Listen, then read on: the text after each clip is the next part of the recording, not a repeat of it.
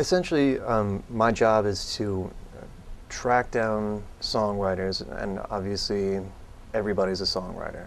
I think anybody who claims not to be a songwriter secretly would love to be a songwriter. So we're not looking for just any songwriter. We're looking for writers who have the potential to earn money. And in particular, as far as ASCAP is concerned, considering the fact that we collect the majority of our money from radio and television, we're looking for writers who are creating works that have the potential to get on radio or TV.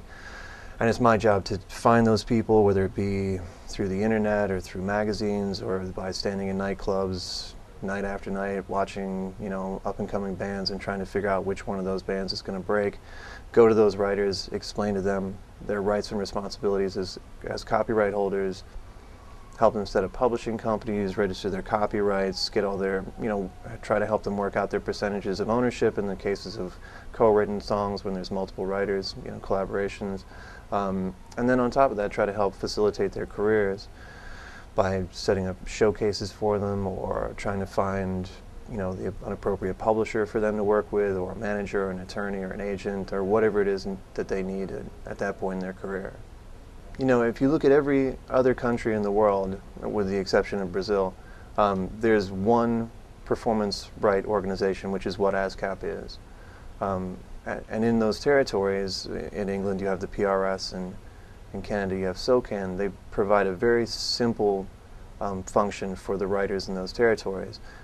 All they do is they go to their National Association of Broadcasters or National Tavern Owners Association, National Restaurant Association, negotiate with those people who are using music in the course of their business, and then collect as much money from those music users as the market will bear, and then distribute it out to their songwriters as quickly and efficiently as they can. Here in the States, you have ASCAP, then you also have BMI, or Broadcast Music Incorporated, which is the other large PRO in this country, and then you also have CSAC, which is a third PRO, which is much, much smaller than ASCAP and BMI.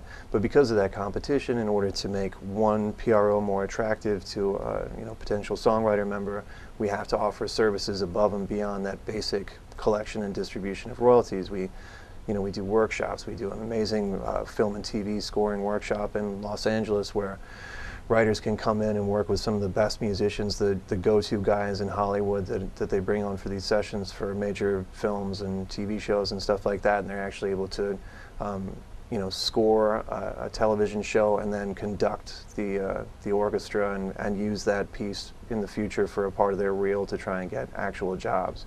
Or we do showcases. We showcase bands over the years like The Killers and We Are Scientists and Mute Math, and just a laundry list of bands that we've helped get in front of record company A&R people or publishers or whoever.